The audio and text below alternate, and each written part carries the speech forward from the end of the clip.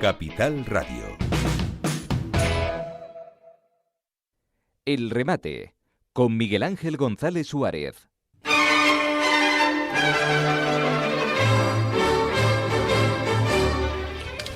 Bueno, hoy estamos haciendo un programa especial, además muy especial. Hemos salido de nuestro ambiente habitual, que es el estudio número 2 en la 10 Capital Radio. Nos hemos venido a un edificio entrañable, simbólico, único en Santa Cruz de Tenerife, como es el antiguo hospital, hoy convertido en Museo de Naturaleza y Arqueología, el MUNA.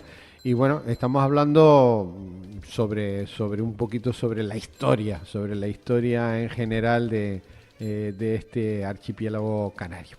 Bueno, hoy ya tenemos con nosotros aquí en la biblioteca, que estamos haciendo el programa desde la biblioteca del museo, Alejandro de Vera Hernández, que es el director del Museo de Ciencias Naturales y conservador de Biología Marina. Alejandro, buenos días. Hola, ¿qué tal? Buenos días. Cuéntanos, porque este museo se divide en dos, ¿no? Sí, bueno, realmente el MUNA, el Museo de Naturaleza y Arqueología, es un nombre que se da a la parte expositiva que contiene este edificio y que contiene dos museos del Cabildo, el Museo de Ciencias Naturales, por un lado, y el Museo Arqueológico por otro, que a su vez tiene asociado el Instituto Canario de Bioantropología. Entonces, estos dos museos confluyen aquí en este edificio, formando un ámbito de carácter expositivo que le hemos dado ese nombre, Museo de Naturaleza y Arqueología. Y tú eres el director del Museo de Ciencias Naturales, ¿no? Efectivamente, de la parte de Ciencias Naturales. Cuéntanos, ¿en qué consiste este museo?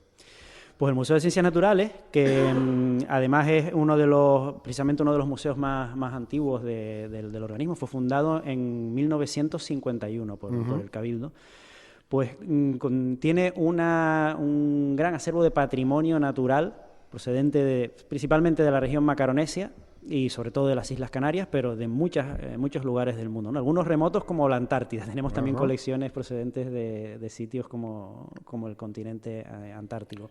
Y bueno, es un material de una importancia muy, muy, muy grande, puesto que tiene un valor que se puede dedicar tanto a la investigación y a la catalogación, que da lugar eso al conocimiento de muchísimas condiciones ambientales pasadas y, por supuesto, da pie también al conocimiento de posibles consecuencias ambientales futuras, analizando este tipo de colecciones. Bueno, aquí hay algunas piezas relevantes, ¿no? Leo aquí, huevo fósil de Lanzarote. Sí, en este caso pertenece al área de paleontología y son unos huevos que aparecieron en un yacimiento en Órsola, en la isla de Lanzarote, de cierto tamaño. Desde luego, el conservador de aquel momento, el investigador Francisco García Talavera, se dio cuenta que aquello no era algo habitual en un yacimiento fósil del archipiélago.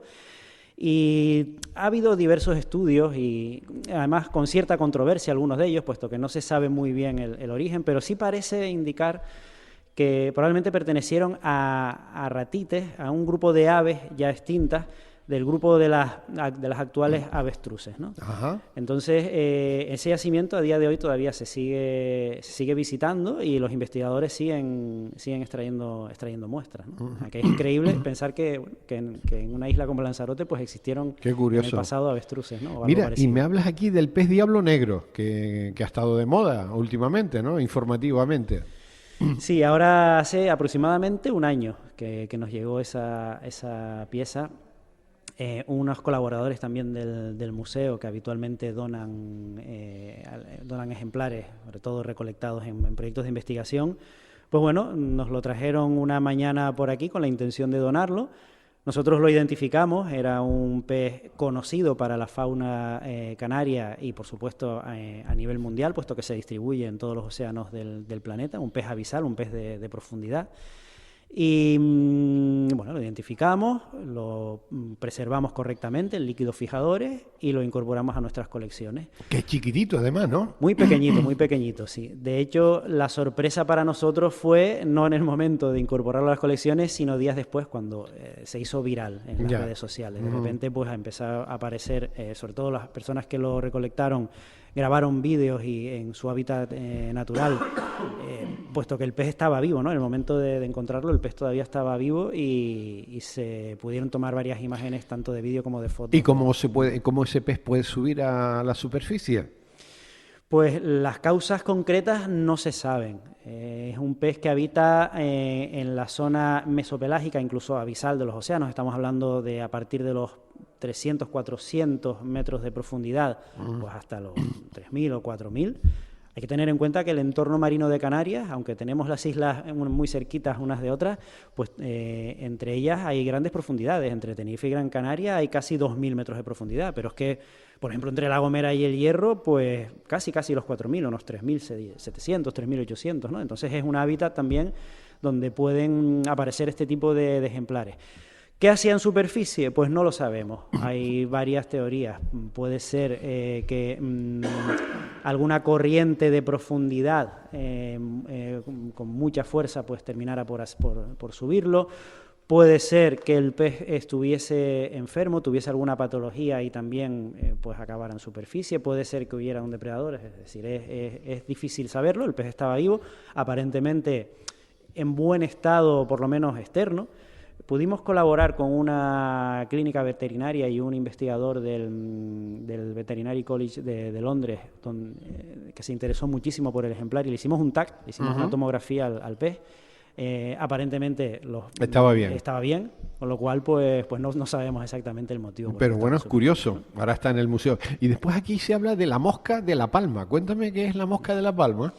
Pues una mosca... Como una pieza relevante del museo. Sí, fue también otro de los casos que se hizo, también tuvo cierta viralidad en las redes sociales en su momento, porque unos investigadores alemanes consultaron nuestras colecciones, solicitaron consultar nuestras colecciones de entomología, de insectos, y vieron que existía una mosca capturada en La Palma, pero que a priori no pudieron clasificarla en una especie concreta. Resultó ser una especie nueva para la ciencia, una especie nueva a nivel mundial. ¿Pero una mosca que todavía sigue viva? Sí, es un endemismo. ¿Sí? Que en este caso está restringido en principio a la isla de La Palma, hasta que evidentemente puede ser que también aparezca en otras islas, pero en este caso concreto parece estar restringida a la isla de La Palma. Y es de esos casos curiosos, de ahí la importancia que estábamos hablando al principio de preservar en un museo las colecciones naturales, ¿no? Es de esos casos donde nos damos cuenta que tenemos una biodiversidad mayor de la conocida hasta el momento, no yendo al campo a muestrear y viendo los organismos en el campo, sino yendo a los almacenes de un museo, ¿no? Muchas especies se describen a veces en los almacenes de un museo en lugar de en el medio natural donde viven. Bueno, es muy importante las donaciones de particulares, ¿no? En los museos. ¿Cómo funciona esto? Sí, bueno, en el museo la incorporación de fondos siempre se produce normalmente por 3 vías, ¿no? La más común y además no es la más habitual, y salvo que sea una colección de excesiva importancia, es la adquisición por compra, ¿no? El museo puede comprar evidentemente colecciones. ¿Quién decide lo que se va a comprar en un museo?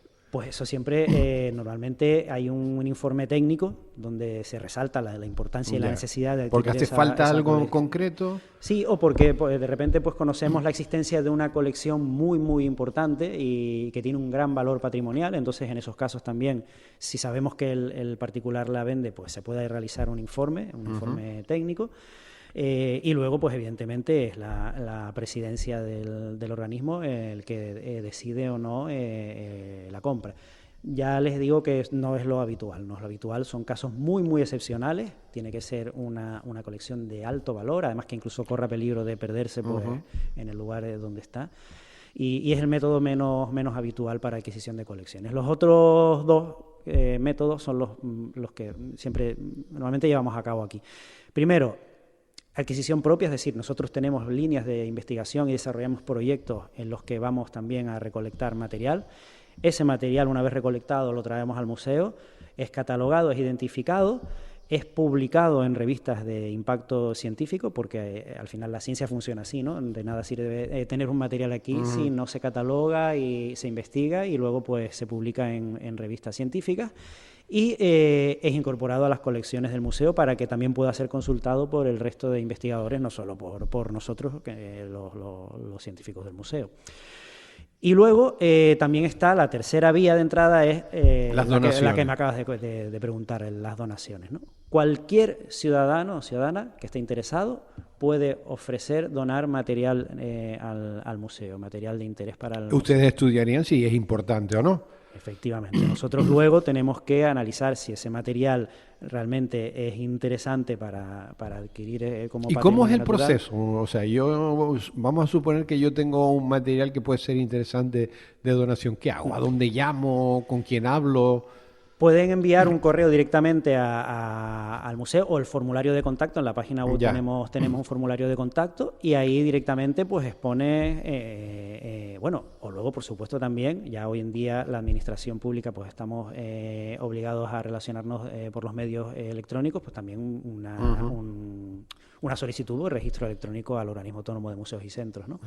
Ahí exponen exactamente qué material tienen y su intención de donarlo, ¿no? En ese momento ya nosotros nos ponemos en contacto con la persona interesada, el material lo puede traer aquí, lo puede incluso depositar temporalmente, porque muchas veces nos encontramos con que alguien nos trae pues una tortuga de grandes dimensiones o un ave disecada y claro, no se lo va a volver a llevar. Nosotros le hacemos un depósito temporal y durante ese tiempo nuestro personal científico técnico analiza el material, ve si es de interés o no para las colecciones del museo, porque tenemos que tener en cuenta que tampoco lo podemos aceptar todo.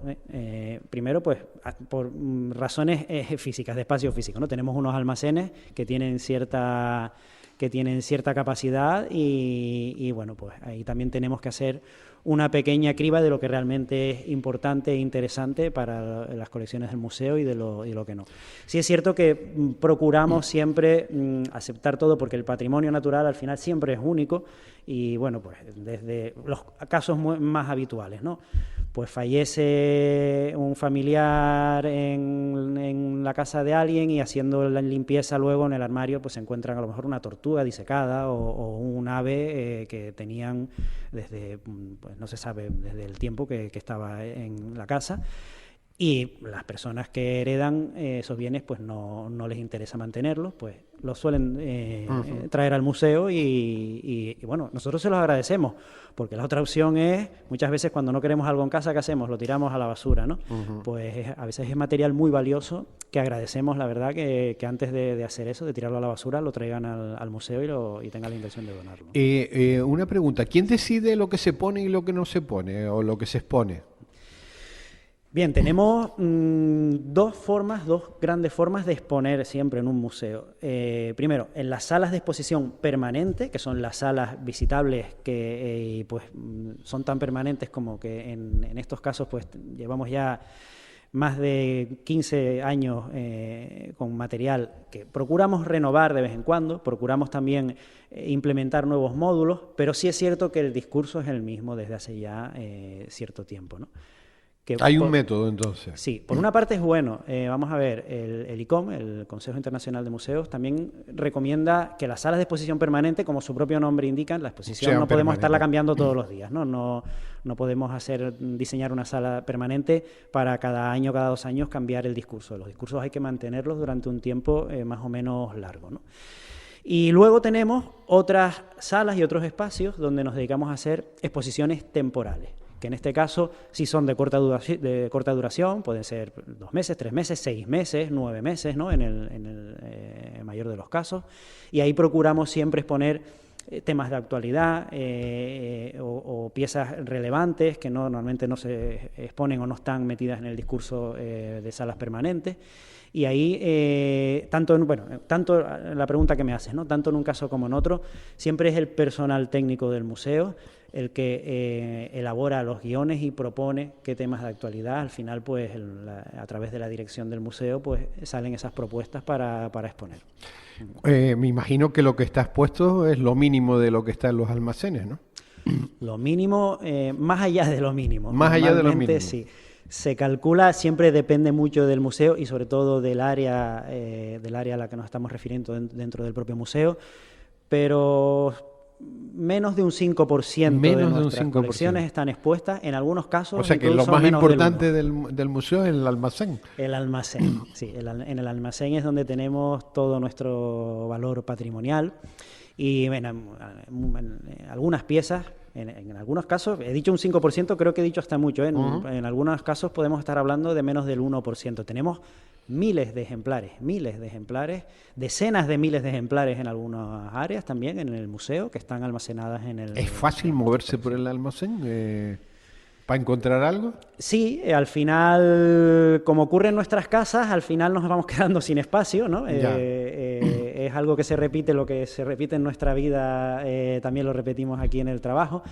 Lo tenemos todo muy bien organizado. Al principio, cuando tenemos un almacén nuevo, nos parece hasta demasiado grande, pero según va pasando el tiempo, se nos va quedando pequeño. Gracias a la buena organización, es fácil moverse por el almacén. Hay que tener en cuenta que todo tiene que estar en un museo, todo tiene que estar perfectamente catalogado e identificado y, por supuesto, localizable.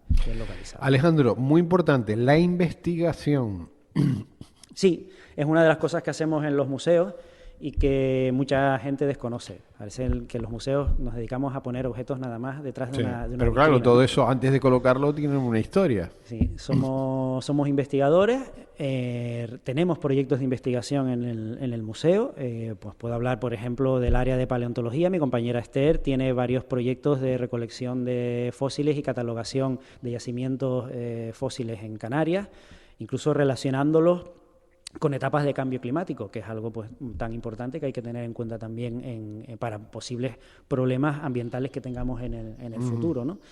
Mi compañera Irene, que está encargada del área de botánica en el museo, tiene un proyecto muy, muy interesante de unas microalgas que se asocian a varios organismos marinos y hay una gran diversidad y que también son indicadores de circunstancias ambientales concretas.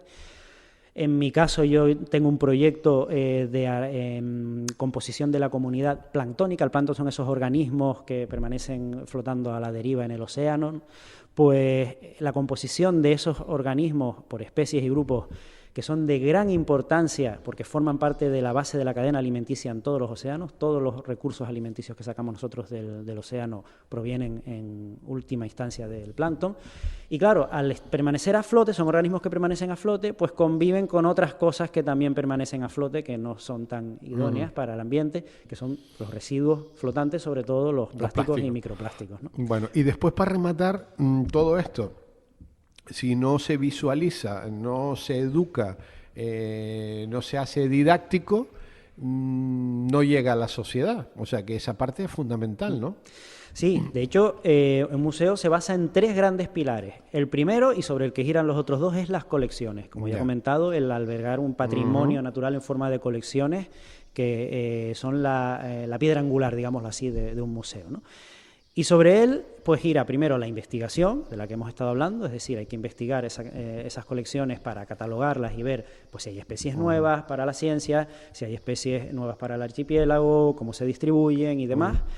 Y el otro gran ámbito es la divulgación de ese conocimiento, ¿no? Al público general principalmente. Que se puede hacer de muchas maneras, con la investigación, con las publicaciones científicas. Pero después, claro, después hay que atraer a la gente a que venga al museo. Sí, claro, la principal forma de divulgar en un museo, evidentemente, son las salas de exposición, ¿no? Sí. Pero luego hay cosas complementarias, como por ejemplo pueden ser talleres para infantiles o talleres para escolares, ¿no? Que siempre giran en torno a estas piezas de colección. El alumnado viene, hace la visita al museo, pero también realiza un taller donde hay unos contenidos y unos objetivos enfocados sobre todo al diseño curricular y a la edad escolar, y es una forma también de divulgar, pero luego también al público general y adulto. Hacemos ciclos de conferencias, hacemos cursos también donde el público puede inscribirse y acudir. No hace falta ser especialista en ningún tema, sino están orientadas a público general. Y es una forma también muy, muy importante de divulgación de los contenidos. Importante pasear por los museos, ir a los museos, visitar los museos, importantísimo. Por supuesto, y además no una sola vez, hay que venir varias veces porque cada vez que entramos en un museo tenemos una nueva experiencia, ¿no? Ahí en esto recuerdo a Jorge Wassenberg, el director del Museo Cosmo Caixa en Barcelona, un gran museólogo, que él decía...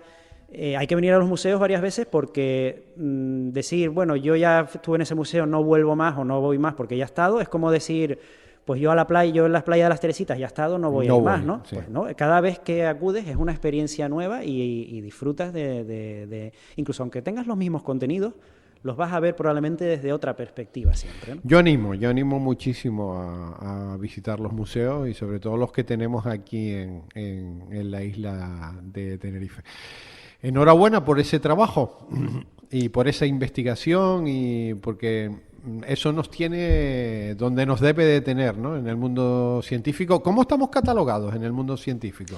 Pues bueno, Canarias en la parte natural, digámoslo así, en la parte biológica, estamos en el top. Somos tanto los compañeros de la Universidad de La Laguna como la Universidad de Las Palmas, el Instituto Oceanográfico y el Museo de Ciencias Naturales.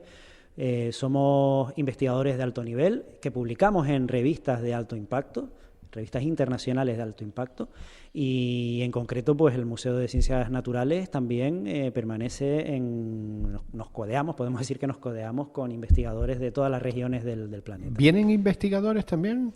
Sí, esa es otra de las funciones del museo, que es permitir el acceso a los fondos y colecciones de investigadores que nos llegan de todas las regiones del planeta. Y es lógico porque, pues a lo mejor una persona que esté investigando en China sobre por poner un ejemplo, ¿no?, los peces de la familia de los lábridos y quiere ver qué es lo que hay en Canarias de esa familia, pues no va a venir a pescar o no va a desarrollar una gran campaña de investigación de recolección de peces, sino que se pone en contacto, por ejemplo, con nosotros como museo, le enseñamos toda nuestra colección.